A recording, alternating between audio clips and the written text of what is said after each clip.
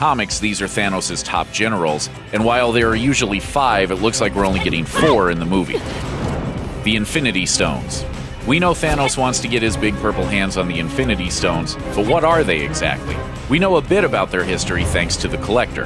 Then the universe exploded into existence, and the remnants of these systems were forged into concentrated ink. As a result, these 6 stones come equipped with devastating powers.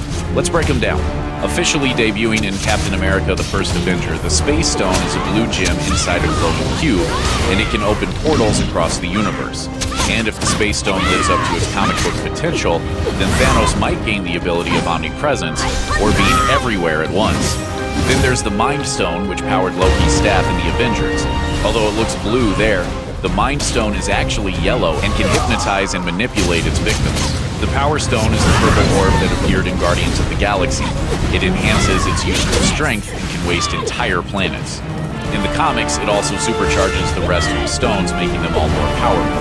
Green and stored inside a magical locket, the Time Stone showed up in Doctor Strange and grants its user the ability to reverse time and create time loops. Honor! I've come to bargain! Actually, I can. The most perplexing gem is the Reality Stone. It debuted in Thor: The Dark World as a sentient red goo, and while we haven't seen its full powers yet, in the comics it can be used to alter the nature of reality itself. There's one final rock that we haven't seen yet, an orange gem known as the Soul Stone. In the comics, this allowed Thanos to control all living souls and even resurrect the Sea Spirits. Where are they? According to the Infinity War trailers, Thanos will definitely get the Space Stone and the Power Stone, so where are the rest of the stones? Doctor Strange placed the Time Stone inside the magical compound of Kamartaj, and following the events of Thor: The Dark World, the Reality Stone was given to the Collector. Though after the explosive events of Guardians of the Galaxy, who knows if he still has it. And then there's the Mind Stone, which has been everywhere.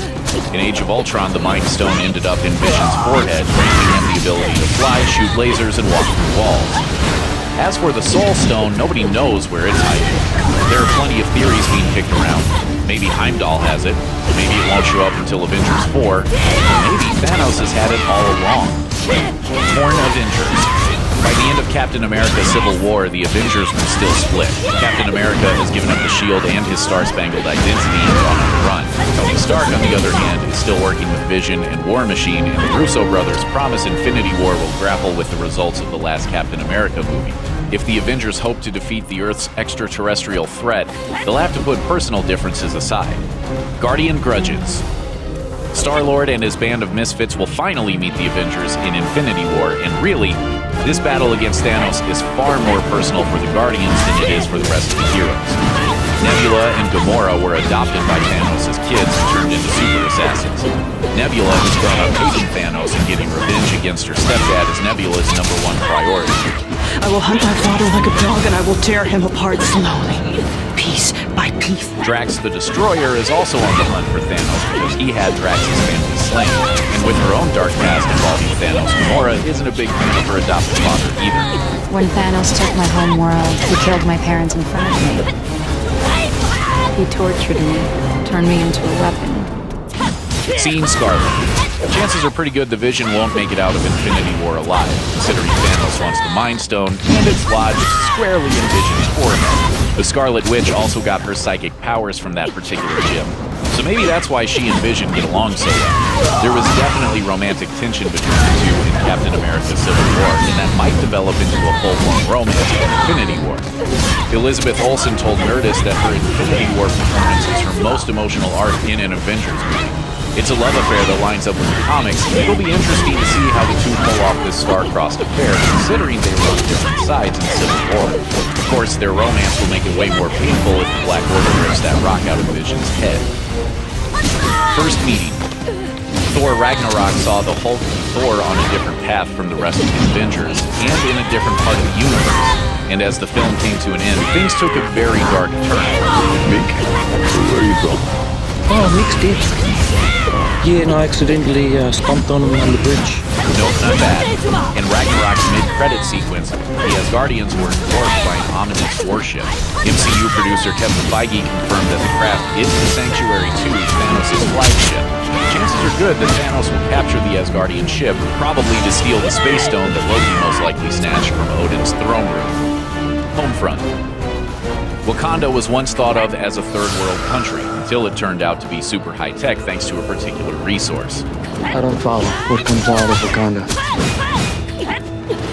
The strongest metal on Earth. But why is Wakanda going to play such a pivotal part in the film? Well, get ready for minor spoilers. According to Anthony Russo, the Mind Stone is going to end up in T'Challa's homeland, so it makes sense that Thanos and his army will battle the Avengers and Black Panther's warriors on Wakanda's plains. Black Panther has also been protecting Steve Rogers' best friend, Bucky Barnes, since Captain America's Civil War. Until recently, Bucky has been sleeping in a hibernation chamber, but in a post-credits scene in Black Panther, the newly armed super soldier was out and about again. So when the Wakandans face off against Thanos, Bucky will be right there with them. Missing Avengers. Avengers Infinity War is definitely going to be crowded, and several of the main heroes have already been lost in the marketing shuffle.